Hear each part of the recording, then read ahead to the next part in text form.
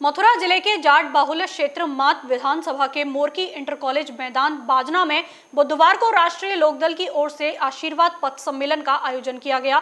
सम्मेलन में पहुंचे राष्ट्रीय लोकदल के राष्ट्रीय अध्यक्ष जयंत चौधरी ने कहा कि जब मोदी जी आए तो नोटबंदी होने से घर घर की पूंजी खत्म हो गई, साथ ही छोटे कारखाने, छोटे व्यापार, सरकारी नौकरी, रोजगार खत्म हो गया। जब कोरोना आया तो बिस्तर, ऑक्सीजन खत्म हो गया। जयंत चौधरी ने कहा कि योगी जी, मैं कहना चाहता हूं कि अब आपका समय भी खत्म हो गया है। जयंत चौधरी का जनसभा स्थल मोरकी मैदान पहुंचने पर पगड़ी बांधकर उनका स्वागत किया गया।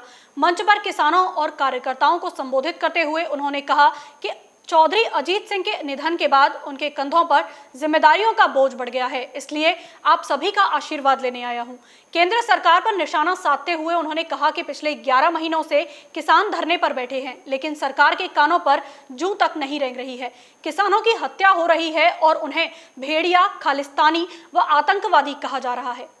देखिए, आप खुद ही हिसाब लगा लो। योगी जी पहले कहते थे 20 लाख को नौकरी दी, फिर कहा 25 लाख को दी, फिर कहा 1 करोड़ को दे दी आपदा में, और आज पूरे देश में होर्डिंग लग रही है जिसमें कह रहे हैं 4 लाख को नौकरी दी। तो इनके हिसाब बदलते रहते हैं।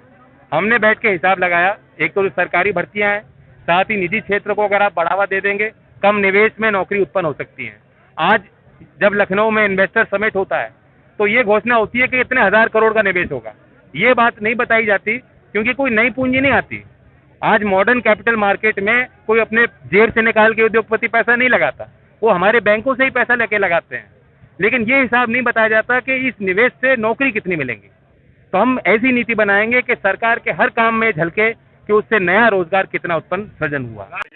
जयंत जी हर जिले में जा रहे हैं और वही कार्यक्रम आज मथुरा में था। इन्होंने यहाँ पे किसानों से संबंधित, गरीबों से संबंधित जो घोषणाएं की हैं वो वास्तव में बहुत प्रभावकारी हैं। बीजेपी ने तो सिर्फ जुमले उछाले।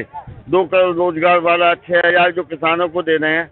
हर महीने पेट्रोल डीजल की कितनी कीमत बढ़ रही है, वो 6000 क्या महीने में 4-5 हजार बढ़ जाते होंगे। लेकिन जयंत जी ने वास्तविक और जनता के हित की जो घोषणाएं की है, उनके लिए मैं उनका धन्यवाद देता हूं। और हम ये मानते हैं कि जयंत चौधरी जी के नेतृत्व में चरण सिंह जी वाला कार्यकाल फिर वापस आएगा। वो देश के सीएम भी बनेंगे और देश के पीएम भी बनेंगे, ऐसी हम उम्मीद करें। क्योंकि इस समय किसान बीजेपी के घनघोर विरोध में है।